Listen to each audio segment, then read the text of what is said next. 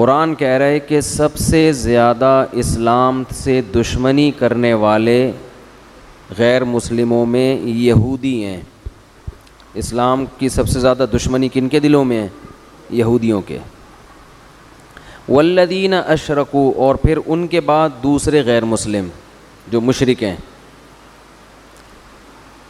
لیکن غیر مسلموں میں اسلام کے جو سب سے زیادہ قریب ہیں، اللہ نے ان کے بارے میں فرمایا الذین قالوا انا نصارا، وہ لوگ ہیں جو اپنے آپ کو نصارہ کہتے ہیں. نبی کے دور کے جو عیسائی تھے وہ اپنے آپ کو نصارہ کہتے تھے نصرت سے، کہ عیسیٰ علیہ السلام کے مددگار.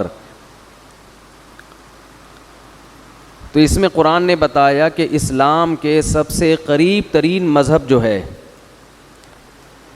اور اسلام کے سب سے قریب ترین لوگ جن کے دل میں اسلام کی نفرت سب سے کم ہے، وہ عیسائی لوگ ہیں.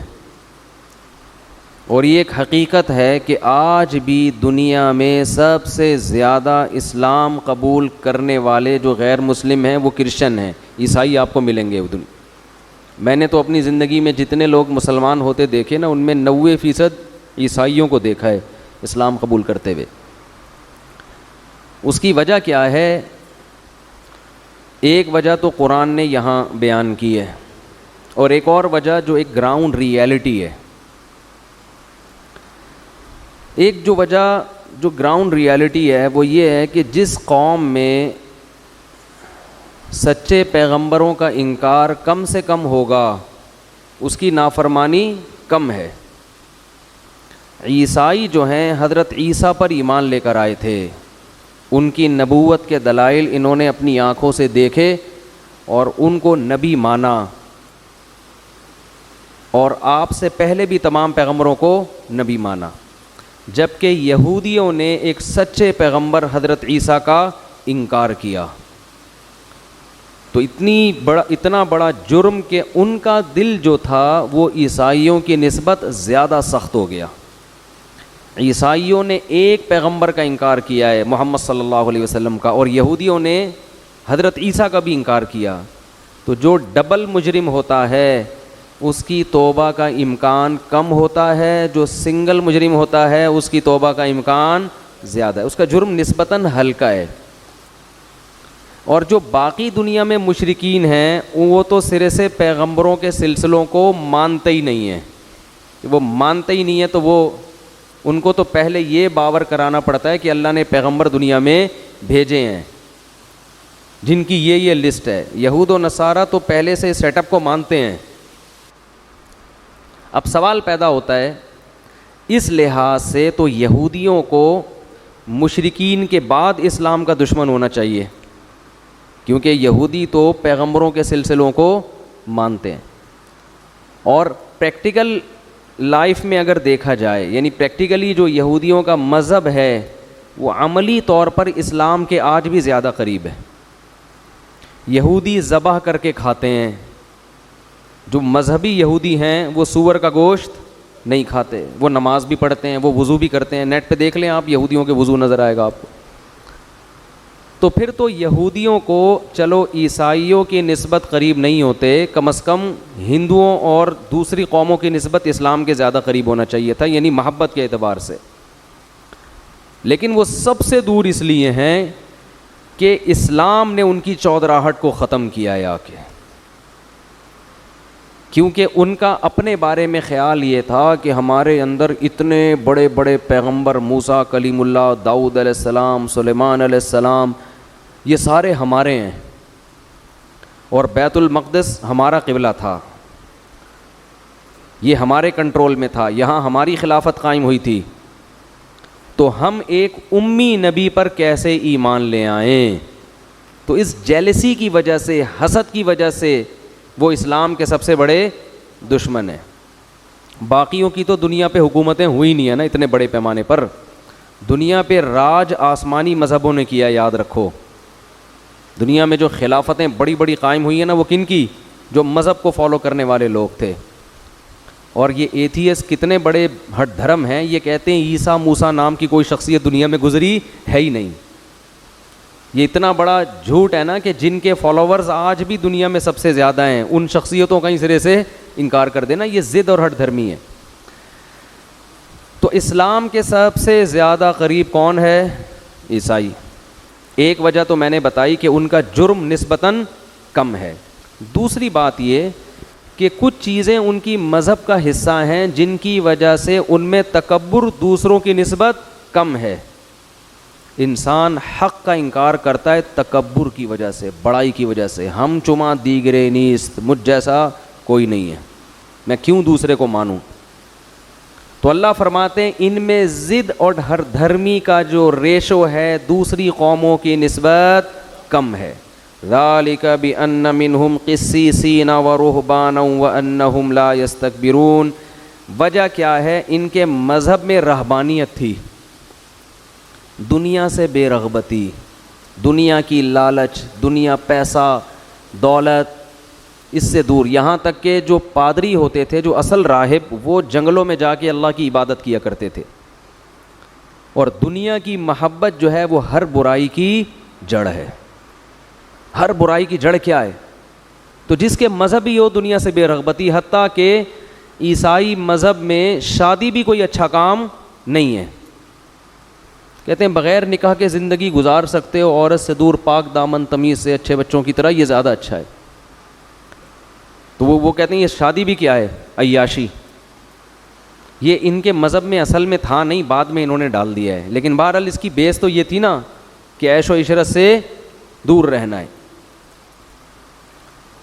تو اس کا نتیجہ کم از کم جب یہ چیز انسان میں ہوتی ہے، وہ صحیح ہو یا غلط ایک الگ بات ہے، لیکن اس کا جو نتیجہ نکلتا ہے وہ یہ کہ انسان میں دنیا کی محبت نہیں رہے. وہ پہلے سے قربانی دینے کے لیے آمادہ ہے. اور یہ جو تکبر والی بات ہے نا، قرآن کہہ رہا ہے وَأَنَّهُمْ لَا يَسْتَكْبِرُونَ، یہ تکبر نہیں کرتے. یعنی میجورٹی کی بات ہو رہی ہے نا، ہر ایک کی بات تو نہیں ہو رہی. جب بھی کسی قوم پہ کوئی حکم لگایا جاتا ہے تو یہ نہیں کہ ایک ایک فرد ایسا ہے، بلکہ عمومی طور پر یہ ماحول ہے ان کے اندر. تو یہ چیز آج بھی آپ کو گوروں میں نظر آئے گی. جو عیسائی ہیں نا، ان کی ضرورت ہی نہیں ہے. سن رہے ہیں تبھی تو پابندیاں لگ رہی ہیں کہ بھائی یہ تو ہمارے لوگ ان کی سن رہے ہیں.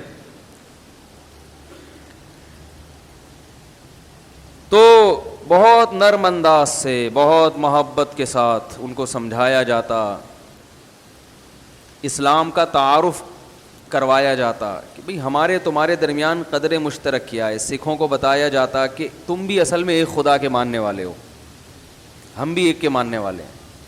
تو پھر ایک ہی پہ آ جاؤ نا. کیا خیال ہے بھائی؟ اسی پہ آ جاؤ. تو پھر انہوں نے قرآنی آیات اور احادیث صحیحہ سے ایک سلیبس مرتب کیا ہوا ہے. وہ بھی فجر کے بعد اس کی بھی کلاسیں ہوتی تھیں. بہرحال 3 دن میں الحمدللہ ایک تھوڑا سا دماغ کھولا کہ بھائی یہ بھی ایک لائن ہے. الحمدللہ ہزاروں لاکھوں لوگ مسلمان ہو چکے ہیں اب تک، اور بڑی عجیب عجیب کارگزاریاں تھیں. وہ اگر میں نے ساری سنانا شروع کر دی تو سارا ٹائم اسی میں لگ جائے گا. تو یہ سفر کا بنیادی مقصد تھا، سمجھ رہے ہیں؟ پھر وہ غریبیاں تو چلتی رہتی ہیں، اس میں کبھی یہ بھی دکھا دیا، کبھی وہ بھی دکھا دیا، کبھی فلاں چیز دکھا دی. دوسرا، ہماری ملاقات ہوئی جناب ڈاکٹر ذاکر نائک سے، بہت تفصیلی ملاقات. اللہ ان کو جزائے خیر دے، انہوں نے خصوصی ٹائم دیا. وہاں بھی آنکھیں کھلی. پہلے بھی یہ میری دوسری ملاقات تھی ان سے، اس سے پہلے بھی ہو چکی ہے 1.5 سال پہلے، لیکن وہ اتنی تفصیلی نہیں تھی، اور تھوڑا سا ایک حجاب بھی تھا، ایک اجنبیت. اس ملاقات میں سب سے زیادہ خوشی اس بات کی ہوئی کہ ہمارے پاکستانیوں کا الحمدللہ ڈاکٹر صاحب کو ترقی دینے میں بہت بڑا کردار ہے. ڈاکٹر صاحب نے بتایا کہ 50% مالی تعاون پاکستانی تاجروں کے ساتھ ہوا ہے، باقی 50% باقی دنیا کے جن میں عرب بھی ہیں. تو اکیلا 50% تعاون کہاں سے ہوا ہے؟ تو اس سے پتہ چلتا ہے بھائی پاکستانی اتنے بھی نالائق بولو نا یار نہیں ہیں. انہوں نے بتایا کہ جتنی جذباتی محبت پاکستان کے علماء کرتے ہیں، اتنی ایسے جذبات کہیں اور دیکھنے میں، محبت تو بہت لوگ کرتے ہیں جو جذباتی محبت پاکستانیوں کو ہے وہ کہیں اور اتنی بڑے پیمانے پر کہیں اور دیکھنے میں. ارے بولنے پر گورنمنٹ نے پابندی لگائی ہے بھائی, تو بول لو یار, بات تو مکمل کر لو.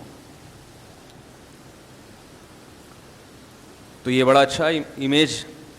تیسری چیز جو ہم نے اپنی آنکھوں سے دیکھی, ان کے ارد گرد بھی زیادہ تر پاکستانی ہیں,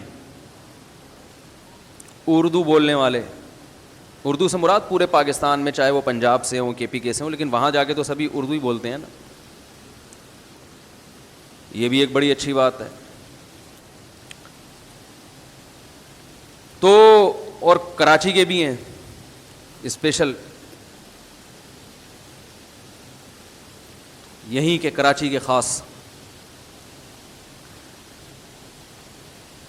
یہ ایک بہت اچھی بات ہے پاکستانیوں کے لیے. یہ جو پاکستانیوں پہ فرقہ واریت کا طعنہ دیا جاتا ہے نا, فرقہ پرست فرقہ پرست فرقہ پرست, تو اتنے بڑے پیمانے پر ڈاکٹر صاحب کے ساتھ تعاون کرنا, یہ فرقہ پرستوں کا کام بولو بھائی نہیں ہو سکتا. اسلام کی آواز اٹھائی, لوگوں نے ساتھ دیا, چاہے وہ ان کے مسلک سے ملتے ہوں یا نہیں ملتے ہوں. ان کے ساتھ رہنے والوں میں کچھ کوئی حنفی ہے, کوئی شافعی ہے, کوئی حنبلی ہے, کوئی سلفی ہے, سب ٹائپ کے لوگ ہیں اور اپنے اپنے مسلک پہ قائم ہیں. ایک بات خوب اچھی طرح سمجھ لیں, آج جو فرقہ واریت کو ختم کرنے کی کوشش جس اسٹائل میں کی جا رہی ہے, اس سے فرقہ واریت کم نہیں ہوگی بلکہ بڑھے گی. آج جو یوٹیوبرز ہیں نا, جو یوٹیوب پہ آ کے فرقہ واریت ختم کرتے ہیں اور قرآن و حدیث کا لیبل لگا کے کام کرتے ہیں, ان کا کہتے ہیں یہ حنفی غلط, یہ شافی غلط, یہ فلاں مسلک غلط. اس سے فرقہ واریت ختم نہیں ہوگی. وہ کہتے ہیں آؤ قرآن و حدیث پہ آ جاؤ, باقی سب کیا ہیں غلط. لیبل بہت اچھا ہے, لیکن اس سے سوائے اس کے کہ یہ ثابت کرنا کہ قرآن و حدیث پر میں ہوں باقی سارے غلط ہیں, یہ میسج جا رہا ہے, اس سے نفرتیں پھیلتی ہیں. آپ یہ بتائیں کہ میری رائے میں قرآن و حدیث کے مطابق مسئلہ یوں ہے, لیکن اس بارے میں ایک دوسری رائے بھی ہے جس کو فلاں لوگ فالو کر رہے ہیں, وہ بھی ٹھیک ہیں, میں بھی ٹھیک ہوں. نہیں یاری میرا خیال ہے بات. اس سے فرقہ پرستی ختم ہوگی. ڈاکٹر ذاکر نائک اس طرح سے فرقہ پرستی کے ختم کرنے کے قائل ہیں. اس طرح قائل نہیں ہے کہ ایک نیا فرقہ بنا دیں جس کا بعد میں نام نائکی فرقہ پڑ جائے یا ڈاکٹری فرقہ پڑ جائے. سمجھ میں آ رہی ہے بات؟ وہ حنفیوں کو بھی درست مانتے ہیں, وہ شوافے کو بھی درست مانتے ہیں, وہ حنابلہ کو بھی درست مانتے ہیں, وہ مالکیہ کو بھی درست مانتے ہیں, اور وہ اہل حدیث کو بھی درست مانتے ہیں اگر کوئی معتدل ہے. انہوں نے بتایا کہ پاکستان سے جو اہل حدیث میرے پاس ملنے کے لیے آتے ہیں بہت معتدل ہیں, ان کو اس پہ کوئی اعتراض نہیں ہے کہ کوئی حنفی ہے یا شافعی ہے, وہ بھی ٹھیک ہے. اہل سنت والجماعت میں کوئی کسی بھی مجتہد کو فالو کرتا ہے تو وہ ٹھیک ہے. یہ کہنا کہ میں قرآن و حدیث اور وہ اندھا مقلد, یہ لیبل بہت اچھا ہے, اس سے سوائے امت میں آگ لگانے کے کچھ بھی حاصل نہیں ہوگا. بھائی ہم بھی قرآن و سنت کو فالو کر رہے ہیں, قرآن و سنت کی وہ تشریح جو آپ کر رہے ہو ہم اس کو نہیں مانتے, وہ تشریح جو مجتہدین نے کی ہے اس کو مانتے ہیں. میں سمجھا پا رہا ہوں اپنی بات؟ فرقہ واریت کے خلاف ڈاکٹر ذاکر, میں دو پیغام خاص طور پر ڈاکٹر صاحب کے امت مسلمہ کو پہنچانا چاہتا ہوں. ایک, فرقہ واریت کے خلاف کیسے کام کیا جائے. دوسرا اس سے بھی اہم پیغام ہے جو میں دوسرے نمبر پہ دوں گا. پہلے میں اس ٹاپک کو مکمل کر لوں. ڈاکٹر صاحب کی جو رائے ہے اس میں فرقہ واریت ختم کرنے کا یہ طریقہ کہ میں ہی ٹھیک ہوں, یہ طریقہ درست بولو بھائی نہیں ہے, بلکہ ان کی رائے ہے کہ میں بھی ٹھیک ہوں. سمجھ رہے ہو؟ میں بھی ٹھیک ہوں. قرآن و سنت کی تشریحات میں اختلاف ہے تو آپ کسی بھی رائے کو فالو کریں گے آپ قرآن و سنت ہی کو فالو کرنے والے کہلائیں گے. ہاں, بدعات کا اسلام میں کوئی جگہ نہیں ہے بدعت کے لیے, وہ کسی مجتہد کسی امام کا قول نہیں ہے. یہ جو بدعتیں ہو رہی ہیں نا, یہ تو بہت سی چیزیں امام ابو حنیفہ کے کھاتے میں ڈالی ہوئی ہیں, بہت سی چیزیں شوافے نے امام شافعی کے کھاتے میں ڈالی ہوئی ہیں, تو وہ تو کوئی بھی نہیں اس کو صحیح کہتا. ڈاکٹر صاحب نے مجھے بتایا کہ ان کی ڈاکٹر صاحب کی ریسرچ کے مطابق اس وقت دنیا میں اہل سنت والجماعت میں اس وقت بھی 50% فقہ حنفی کو فالو کرنے والے ہیں. 50% لوگ بولو بھائی فقہ حنفی کو فالو کرنے والے. اور پہلے تو یہ تعداد اور زیادہ تھی. 30% لوگ فقہ شافعی کو فالو کرتے ہیں. پورا ملیشیا انڈونیشیا امام شافعی کو فالو کرتا ہے. آپ نے یہ دعوت شروع کر دی کہ قرآن و حدیث پہ آ جاؤ, امام شافعی کو چھوڑ دو. لیبل بہت اچھا ہے, پیغام یہ جائے گا گویا امام شافعی قرآن و سنت کو فالو, یہ لیبل یہ پیغام جائے گا نا, میسج یہ جا رہا ہے کہ ہم فالو کر رہے ہیں, وہ فالو نہیں کرتے تھے. 30% لوگ کس کو فالو کرتے ہیں؟ امام شافعی کو. 17% لوگ امام مالک کے فقہ کو فالو کرتے ہیں افریقہ میں اور مختلف. یہ میں ڈاکٹر صاحب کی تحقیق بتا رہا ہوں, بڑے محقق ہیں, ظاہر ہے وہ کمزور بات کرنے کے عادی نہیں ہے. تو یہ کتنے ہو گئے؟ 97. 50% اس وقت پوری دنیا میں, یعنی آدھا اسلام کو جو فالو کرنے والے لوگ ہیں نا ان میں آدھے حنفی ہیں, امام ابو حنیفہ کو فالو کر رہے ہیں. 30% امام شافعی کو, پورے ملک. 17% امام مالک کو. کتنے ہو گئے بھائی؟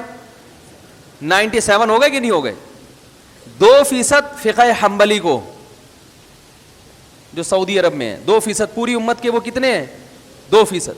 1% اس کے علاوہ ہیں جو سلفی حضرات ہیں یا اہل حدیث حضرات ہیں جو کسی ایک خاص فقہ کو فالو نہیں کرتے. تو اگر آپ جو آج کل جو ایک پیغام دیا جا رہا ہے نا کہ کسی ایک فقہ کو فالو کرنا غلط ہے, تو اس کا مطلب آدھی امت یعنی 97% مسلمان تو ویسے ہی کیا ہو گئے, بلکہ 99. صحیح ہے نا.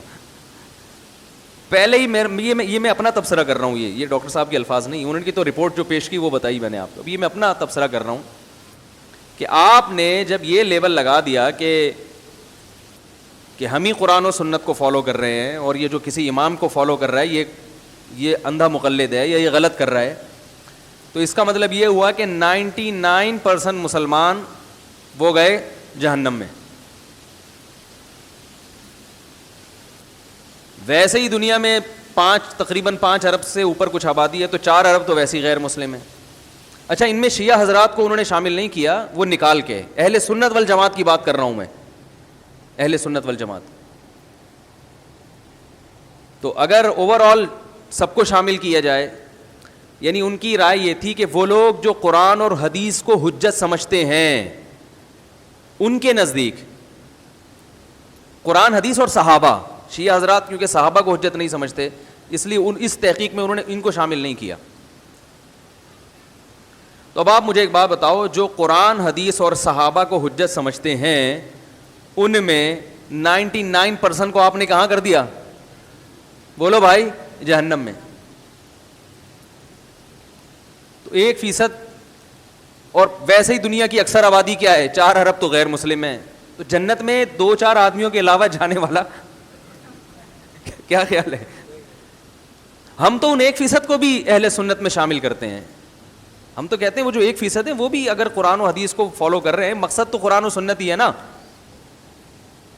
ہم تو ان سے یہ مطالبہ کر رہے ہیں کہ بھائی آپ ٹھیک ہے, آپ بھی اگر جنت میں جاؤ گے تو یہ جو 99% ہے نا, یہ بھی کوئی جہنم میں. قرآن و حدیث کو فالو کرنے کے 2 طریقے ہیں.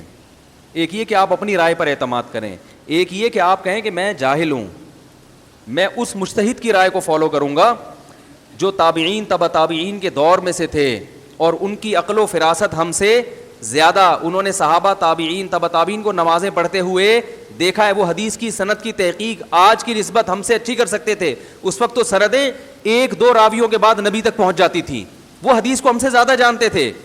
تو یہ اندھی تقلید نہیں ہے. اندھی تقلید یہ ہوتی ہے کہ جس کی تقلید کر رہے ہو اسی پر اطمینان نہ ہو آپ کو.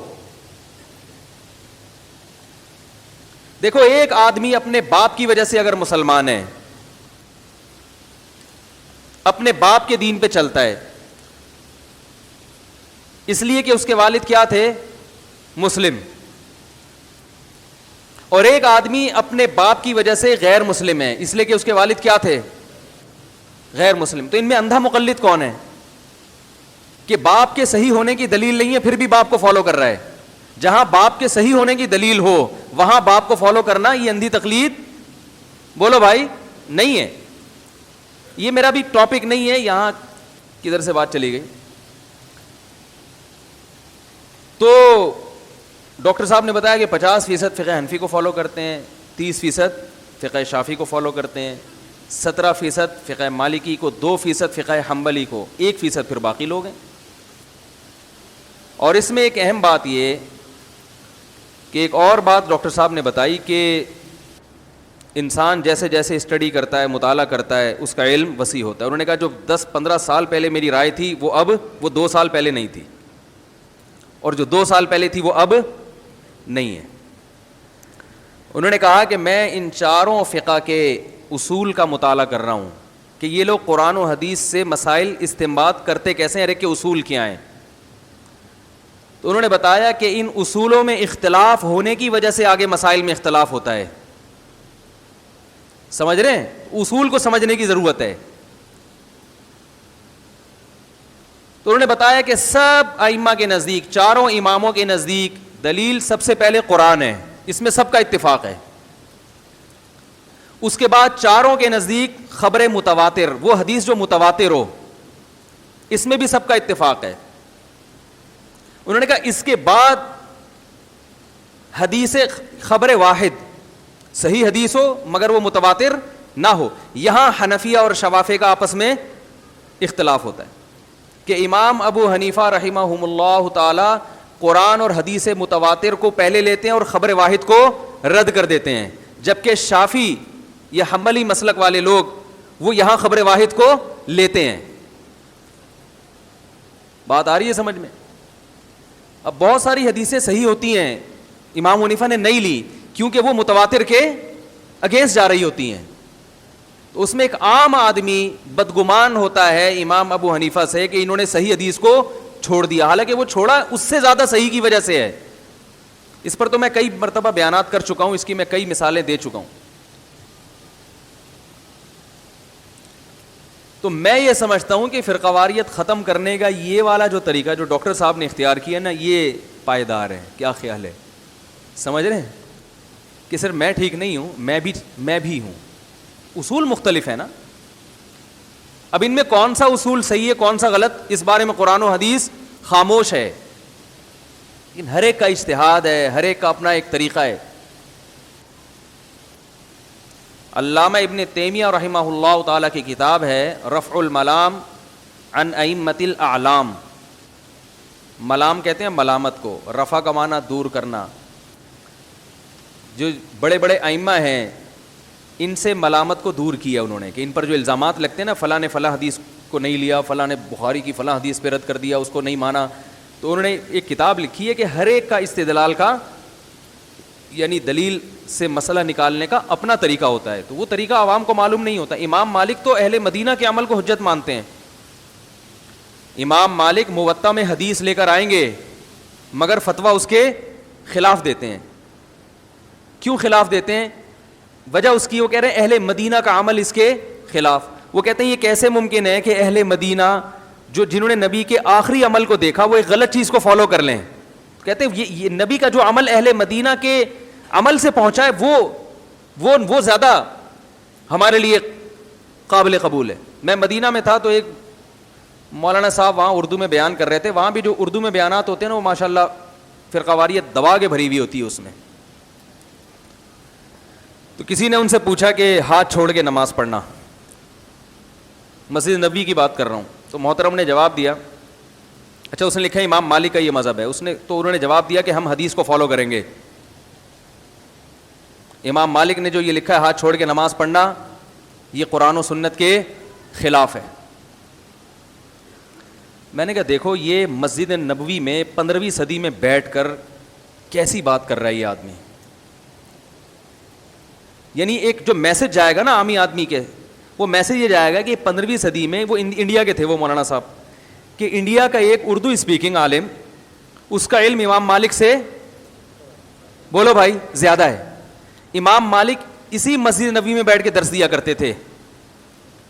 امام مالک جو ہاتھ چھوڑ کے نماز کے قائل ہیں, حالانکہ حدیث لا رہے ہیں ہاتھ باندھنے کی، تو مقصد ان کا حدیث کی مخالفت نہیں ہے. وہ کہہ رہے ہیں کہ اہل مدینہ چونکہ ہاتھ چھوڑ کے نماز پڑھ رہے ہیں، یہ اس کی علامت ہے کہ رسول اللہ صلی اللہ علیہ وسلم کی آخری نماز ہاتھ چھوڑ کے تھی، ورنہ اہل مدینہ ہاتھ چھوڑ کے نہ پڑھتے. کہتے ہیں جائز وہ بھی ہے، افضل کیا ہے آخری عمل کو فالو کیا جائے، یہ ان کی رائے ہے. تو آپ مسئلہ اس طرح بھی بیان کر سکتے تھے کہ ہاتھ چھوڑ کے نماز پڑھنا، امام مالک جب فتویٰ دے رہے ہیں تو امام مالک کا علم ناقص نہیں ہے، وہ ایک دوسری حدیث کو فالو کر رہے ہیں جو ریٹن فارم میں نہیں ہے، وہ سینہ بسینہ چلی ہے. حدیثیں صرف ریٹن فارم میں نہیں ہوتی، سینہ بسینہ بھی نبی صلی اللہ علیہ وسلم کے عمل کو فالو کیا جاتا ہے. تو انہوں نے جو سینہ بسینہ جو عمل ہے اس کو زیادہ ترجیح دی ہے، اور ریٹن میں جو حدیث خبر واحد ہے اس کو انہوں نے مرجوح قرار دیا ہے. اگر یہ اسٹائل ہوتا تو عوام کے پاس میسج جاتا کہ وہ بھی ہم سے زیادہ حدیث کو بولو بھائی فالو کرنے والے لوگ تھے. پھر آپ کہتے کہ بھائی میری رائے یہ ہے، آپ جس رائے کو اس میں چاہے فالو کریں وہ بھی ٹھیک ہے، اور بولو بھائی یہ بھی ٹھیک ہے. لیکن ایسا میسج جاتا ہے جیسے میں جانتا ہوں قرآن و سنت، باقی سارے کیا تھے ان کو تو پتہ ہی نہیں تھا. پھر مقابلہ کرتے ہیں امام مالک کو فالو کرو گے یا نبی کو، محمد کا کلمہ پڑھا ہے امام مالک کا کلمہ پڑھا ہے تم نے صلی اللہ علیہ وسلم، مقابلے میں لا کے کھڑا کر دیتے ہیں. ائمہ مجتہدین کو کس کے مقابلے میں لا کے کھڑا کر رہے ہیں؟ محمد صلی اللہ علیہ وسلم کے. حالانکہ ایسا نہیں ہے، آپ ان کو ان کے مقابلے میں کیوں لا رہے ہو بھائی؟ میں نے اسی طرح کسی سے بات کی تو میں نے کہا عبداللہ بن عباس کا یہ فتویٰ ہے. انہوں نے کہا کلمہ آپ نے نبی کا پڑھا ہے عبداللہ بن عباس کا؟ میں نے کہا سوال یہ ہے کہ عبداللہ بن عباس نے کس کا کلمہ پڑھا تھا؟ سوال تو یہ پیدا ہوتا ہے نا، جب انہوں نے نبی کا کلمہ پڑھا ہے تو یہ کیسے ممکن ہے کہ آپ کا فتویٰ نبی کے مطابق اور ابن عباس کا فتویٰ نبی کے خلاف؟ یہ تو ممکن ہے کہ ابن عباس کو حدیث نہ پہنچی ہو پھر انہوں نے اس کے خلاف فتویٰ دیا ہو، پھر تو ٹھیک ہے، لیکن وہ حدیث بھی بیان کر رہے ہیں اس کے باوجود اس کے خلاف فتویٰ دے رہے ہیں، تو اس کا مطلب اس حدیث کا وہ مطلب نہیں ہے جو آپ بیان کر رہے ہو. تو مجتہدین کو محمد صلی اللہ علیہ وسلم کے مقابلے میں لا کے کھڑا نہ کیا کریں. بہت مشکل ہے بھائی، بات آ رہی ہے سمجھ میں؟ تو مسلمانوں کے جتنے مسالک ہیں اس وقت دنیا میں، حنفی، مالکیہ، شافعیہ، حنابلہ، یہ سب قرآن و سنت ہی کو فالو کرتے ہیں. ایک نے قرآن و سنت کی وہ تحقیق کو فالو کیا جو ابو حنیفہ کی تھی، ایک نے اس تحقیق کو فالو کیا جو امام شافعی کی تھی، ایک نے اس تحقیق کو فالو کیا جو امام مالک کی تھی، ایک نے اس تحقیق کو فالو کیا جو امام احمد بن حنبل کی، اور بہت سو نے اس تحقیق کو فالو کیا جو آپ کی ہے. سمجھ رہے ہیں؟ وہ ان چاروں میں سے کسی کو، لیکن وہ بھی اس تحقیق کو فالو کرتے ہیں جو آپ پیش کر رہے ہیں. تو یہ ہر ایک کا ایک طریقہ ہوتا ہے. ہاں بدعات کے لیے دوسرا عقائد، جو اسلام میں جو عقائد ہیں ان میں کسی کو فالو نہیں کرنا، کیونکہ عقائد کا باب اتنا واضح ہے، قرآن و سنت نے دو ٹوک الفاظ میں عقیدوں کو بیان کر دیا. اسی طرح جو متواتر نمازیں ہیں یا عبادات ہیں جن میں نصوص بالکل واضح ہیں ان میں بھی دو رائے نہیں ہو سکتی. 5 نمازیں فرض ہیں، رمضان کے روزے فرض ہیں، زکوٰۃ ہے، یہ جو موٹے موٹے اسلام کے بیسک مسائل ہیں ان میں بھی نہیں. یہ تو براہ راست قرآن و سنت. آگے پیچیدگی جہاں پیچیدگی آئے گی دو رائے ہوں گی. دو رائے بنتی اسی وجہ سے ہیں کہ حدیث واضح نہیں ہوتی، یا اس کے مقابلے میں کوئی دوسری حدیث بھی ہوتی ہے، یا کوئی قرآن کی آیت ہوتی ہے، یہاں کنفیوژن پیدا ہوتی ہے. پھر ایک مجتہد کا الگ اصول ہے، دوسرے مجتہد کا بولو بھائی الگ اصول ہے. تو فرقواریت ختم کرنے کا یہ طریقہ سمجھ میں آ گیا کہ نہیں آیا؟ دیکھو علامہ ابن تیمیہ رحمہ اللہ تعالی فقہ حنبلی کو فالو کرتے تھے. ابن قیم اور ابن تیمیہ یہ بہت بڑے محقق تھے، حدیث کے بہت بڑے عالم. انہوں نے کچھ مسائل میں امام احمد ابن حنبل کی رائے سے اختلاف کیا ہے، مگر 5واں فرقہ نہیں بنایا. سمجھ رہے؟ یہی وجہ ہے کہ طبقات حنابلہ میں ان کا شمار ہوتا ہے. حنابلہ یعنی حنبلیوں میں شمار ہوتا ہے ان کا. فقہ حنبلی کے بہت بڑے عالم سمجھے جاتے ہیں. اختلاف کیا انہوں نے کچھ مسائل میں کہ بھائی نہیں، میں اس میں امام احمد حنبل کی رائے کو فالو نہیں کرتا، اس کے خلاف فتویٰ دیا. 5واں نہیں بنایا. ہمارے ہاں ہو کیا رائے؟ یہ دفعہ جماعت المسلمین والے آئے، گھیر گھار کے بٹھا دیا کہ اسلام میں 4 فرقے کیوں. حالانکہ یہ 4 مکاتب فکر ہیں، فرقے نہیں ہیں. ایک صاحب کچھ دن پہلے میں کلپ سن رہا تھا یوٹیوب پہ، انہوں نے کہا کہ دیکھو محمد صلی اللہ علیہ وسلم کے بعد امام ابو حنیفہ پیدا ہوئے ہیں، امام شافعی تو ان کے بعد پیدا ہوئے ہیں، تو فقہ حنفی تو بعد میں وجود میں آیا ہے نا. تو جو چیز بعد میں وجود میں آئی ہے وہ برحق کیسے ہو سکتی ہے؟ نبی کے دور میں یا صحابہ کس فقہ کو فالو کرتے تھے؟ وہ تو کسی فقہ کو فالو نہیں کرتے تھے. سوال سمجھ میں آ رہا ہے؟ یہ تو سب بعد میں پیدا ہوئے ہیں. تو ڈائریکٹ قرآن و سنت کو فالو کرو جو صحابہ کے دور میں بھی تھا، بعد میں بھی. امام حنیفہ تو بعد میں آئے ہیں. یہ لفاظی ہے. مجھے خیال ہوا میں ان مولانا صاحب سے پوچھوں کہ غیر مسلم جب ہم سے پوچھتا ہے یہ کون سا مصحف ہے جو تم پڑھ رہے ہو، ہم کہیں یہ مصحف عثمانی ہے. تو کیا یہ مصحف عثمانی کب وجود میں آیا؟ ہم کہ حضرت عثمان کے دور خلافت میں. تو اگلا پوچھے پھر اس سے پہلے لوگ کیا پڑھتے تھے؟ اس سے پہلے تو یہ تھا ہی نہیں، تو وہ والے کو فالو کرو نا جو اس سے پہلے تھا. بولو بھائی. تو یہ لفاظی ہوگی کہ نہیں ہوگی؟ بھائی وہی والا تھا، حضرت عثمان نے اس کو مرتب کیا تو نام اس کا مصحف عثمانی پڑ گیا. تو یہ وہی فقہ ہے جو صحابہ جس کو فالو، ان کے مسائل وہی ہیں. مرتب جس کو ابو حنیفہ نے کیا اس کا نام کیا پڑ گیا؟ فقہ حنفی. جس کو امام شافعی نے مرتب کیا اس کا نام کیا پڑ گیا؟ فقہ شافعی. تو یہ تو نام بعد میں پڑے ہیں. اگر اس لحاظ سے دیکھا جائے تو یہ تو پھر جو آج جو وجود میں آ رہا ہے چاہے نام کچھ بھی ہو وہ تو بالکل ہی نئی بدعت ہوئی نا. تو لیبل ناموں کو نہیں دیکھا جاتا، کام کو دیکھا جاتا ہے، کام کیا ہو رہا ہے. تو وہ جماعت المسلمین والے آئے کہنے لگے کہ وہ یہ 4 مکاتب فکر یہ کیا ہے یہ. حالانکہ ہمارے کبھی، میں تو شوافے میں رہا ہوں، میرے زندگی کے 30 سال شافیوں میں گزرے ہیں، آج تک کبھی کسی شافی نے ہماری نماز پر اعتراض نہیں کیا، نہ ہم نے کیا. ہم نے کہا وہ بھی ایک مجتہد برحق کو فالو کرتے ہیں، ہم بھی ایک مجتہد برحق کو فالو کرتے ہیں. کبھی اعتراض نہیں کیا. دلائل دونوں کے پاس ہیں، کبھی بھی نہیں کیا. تو وہ آئے کہنے لگے کہ یہ 4. تو ہم نے کہا اب کیا ہونا چاہیے؟ انہوں نے کہا جماعت المسلمین، فرقہ وارانہ نام نہیں ہے، مسلم. ہم نے کہا 4 اگر برے ہیں تو 5واں آپ بنا کے اور برا کام کر لو. کیا خیال ہے بھائی؟ 4 اگر برے ہیں تو آپ کیا کر لو؟ 5واں بنا لو. وہ بن گیا نا. جماعت المسلمین نام کا ایک فرقہ واریت ختم کرنے کے لیے وجود میں آیا. اور 4 سے اگر اول تو کوئی ان 4 سے بیزار نہیں تھا. ملیشیا میں گیا ہوں، سارے شافعی ہیں، کسی نے یہ فرق نہیں کیا کہ یہ فقہ حنفی کو. نمازیں سب ایک دوسرے کے پیچھے پڑھتے ہیں، سب ایک دوسرے کو عزت دیتے ہیں. تو اللہ کا واسطہ قرآن و سنت کے نام پہ لوگوں کو تقسیم مت کرو.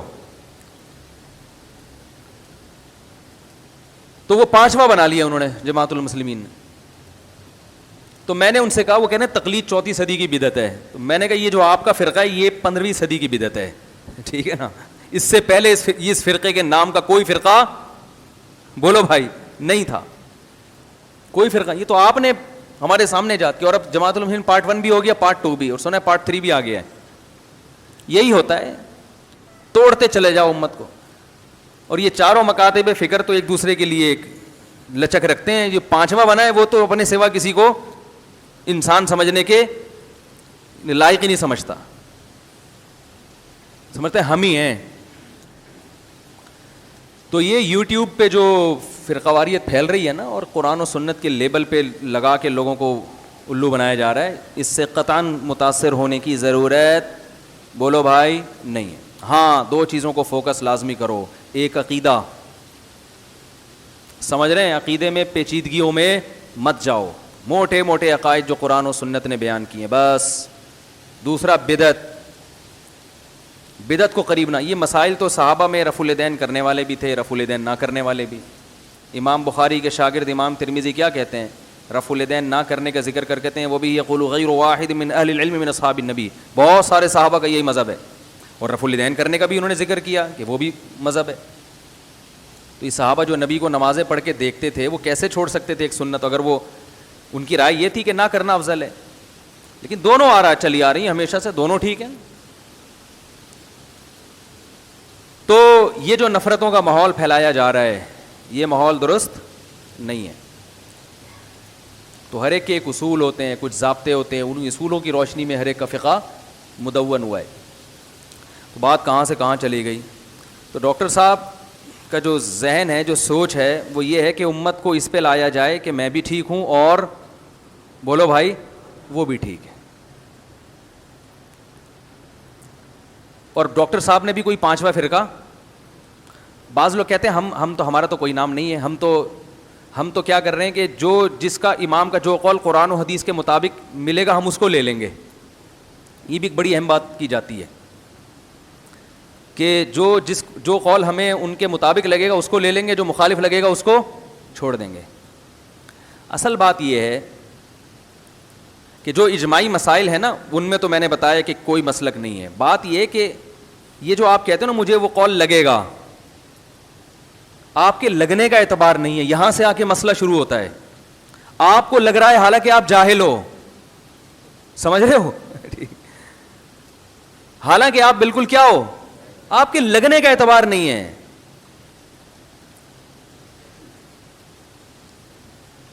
میں ابو ظبی میں تھا تو کسی صاحب نے مجھے بتایا قرات خلف الامام, امام کے پیچھے فاتحہ پڑھنے کا مسئلہ.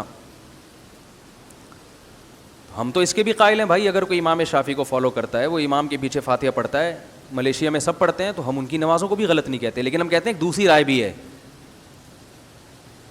دوسری رائے بھی ہے, وہ یہ کہ امام کے پیچھے خاموش رہا جائے. یہ بھی قرآن و سنت ہی کے موافق ہے.